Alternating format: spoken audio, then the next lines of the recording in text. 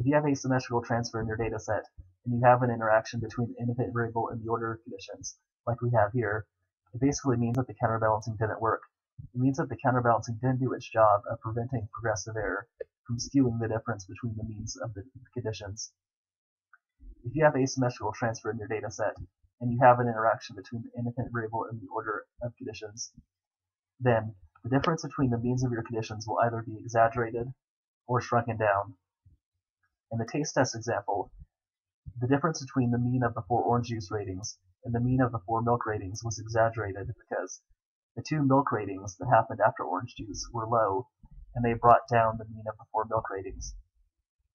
When the 2 milk ratings that happened at time 2 brought down the mean of the 4 milk ratings, it created a larger difference between the mean of orange juice and the mean of milk. In this example that I have on the screen right now, the difference between the means of the 2 conditions is shrunken down because these 2 exam scores at time 2 benefited from the tutoring that happened at time 1.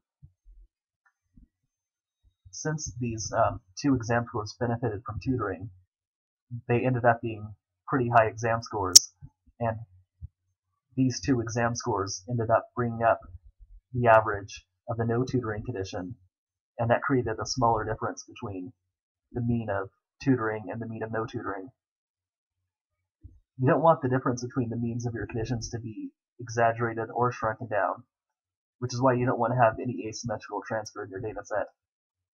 You don't want to have an interaction between the independent variable and the order of conditions.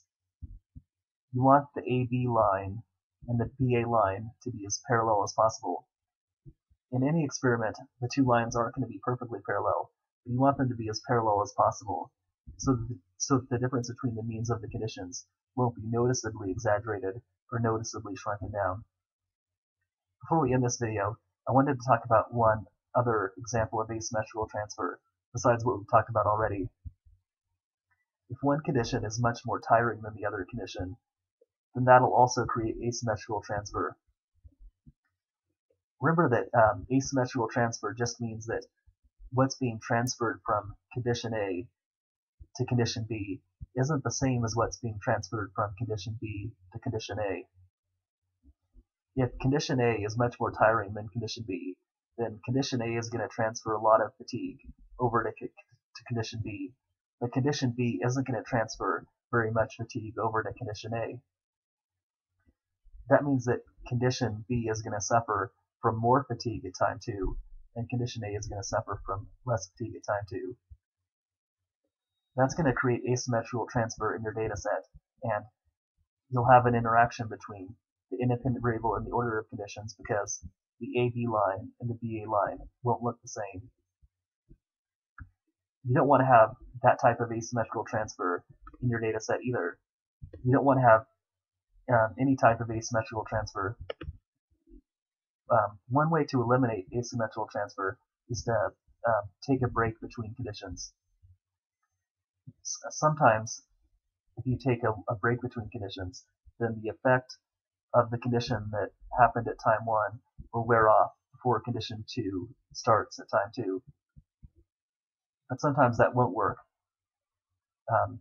It would probably work in the taste test experiment because the taste of the orange juice at time 1 would wear off before the participants had milk at time 2, and the milk would taste okay at time 2.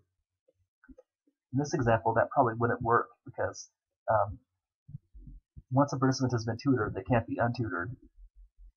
You would have to take a very long break between conditions for the participants to forget everything that they learned during the tutoring sessions. In this type of example in which taking a break between conditions won't help, it's better to use a between subjects design in which there's no chance of asymmetrical transfer.